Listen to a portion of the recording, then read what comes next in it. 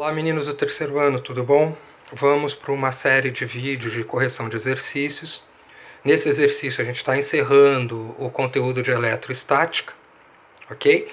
E são os exercícios das últimas aulas teóricas que eu postei na sala, ok? São os exercícios da página 51 e 59 de potencial elétrico e capacitor, ok? Então vamos começar pelo exercício da página 51, número 29. Algumas pessoas tiveram dúvidas na hora de resolver exercícios parecidos no trabalho de vocês. Vamos ver se a gente consegue tirar algumas dúvidas e prepará-los para a segunda parcial. Então o exercício diz o seguinte: as válvulas termoiônicas, ainda hoje utilizadas em amplificadores de som, podem ser constituídas por um cátodo e um ânodo. Os elétrons são emitidos pelo cátodo e acelerados em direção ao ânodo pelo campo elétrico uniforme. Então, anotem isso daí que é bem importante. Considere, então, as massas. Então, ele dá os valores, ok?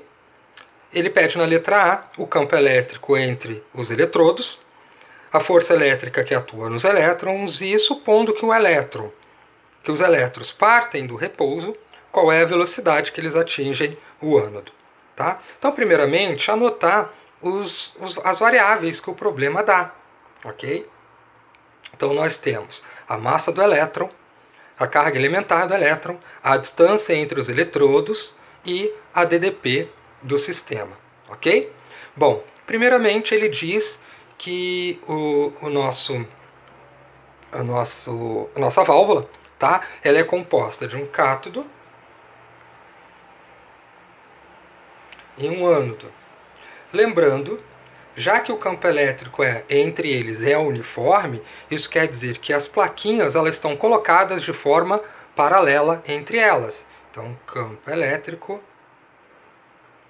uniforme. Lembrando, cátodo é positivo, o ânodo negativo. E o que acontece com o campo elétrico? Já que ele é uniforme, nós vamos ter linhas de força paralelas. Ok? Bom, primeiramente, o que ele pede no problema? Ele pede para calcular o campo elétrico entre os eletrodos.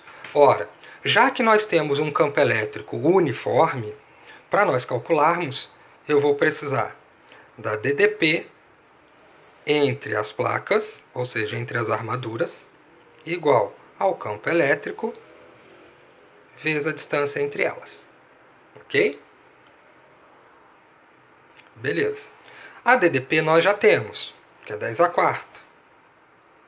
O campo elétrico é o que queremos descobrir e a distância também temos. Então, resolvendo, temos que campo elétrico é 10 a quarta, divididos por 10 a menos 2.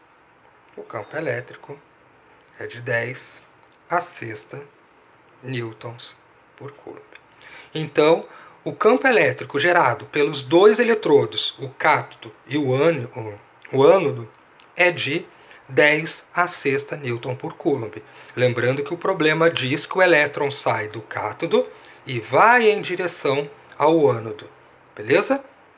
Na letra B, ele diz qual é a força que atua sobre os elétrons. Bom, o que acontece? Quando você coloca um elétron, então ele sai do cátodo e vai para o ânodo. Porém, ele vai ter uma força. Está vendo que ele está indo na direção do campo elétrico? Ok. Só que a força que atua sobre ele é ao contrário. Ok? Então a força elétrica vai ser contrária. Vamos colocar aqui.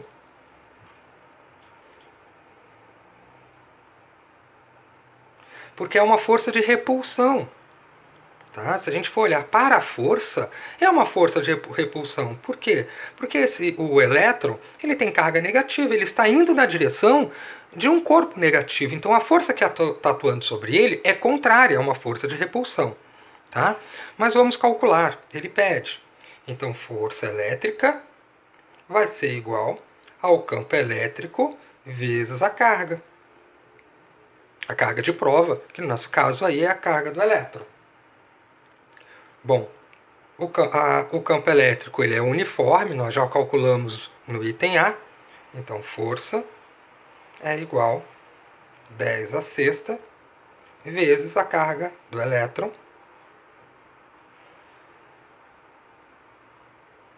Ok? Efetuando os cálculos, temos que a força elétrica é igual a 1,6 vezes 10, 6 menos 19, menos 13 newtons. Ok? Então, encontramos a força que atua sobre os elétrons. Tá? E na letra C, então, na letra A nós calculamos o campo elétrico, que é uniforme, a partir das cargas da DDP entre os eletrodos, ok? E a distância entre eles. Na letra B calculamos a força que atua sobre o elétron para sair do positivo para ir para o negativo, ok? E na letra C, ele pede a velocidade, supondo que um elétron parte do repouso. Então, a velocidade inicial do elétron é zero. Tá? Mas o que ocorre? O elétron ele não está saindo de um ponto A para o ponto B, ou seja, da placa positiva A para a placa negativa B. Então, ele nesse movimento, ele está realizando trabalho, ele está ganhando velocidade. Ok? Então, para calcularmos a velocidade do campo elétrico, a velocidade do elétron dentro desse campo elétrico, nós vamos ter que calcular, primeiramente, o trabalho que ele realiza. Então, trabalho entre A e B é igual à variação de energia cinética. Opa! A energia cinética, por quê? Porque ele está saindo de uma velocidade nula e ganhando velocidade. Então, nesse caso, é a massa, velocidade final ao quadrado, divididos por 2, menos massa, velocidade inicial, divididos por 2 ao quadrado.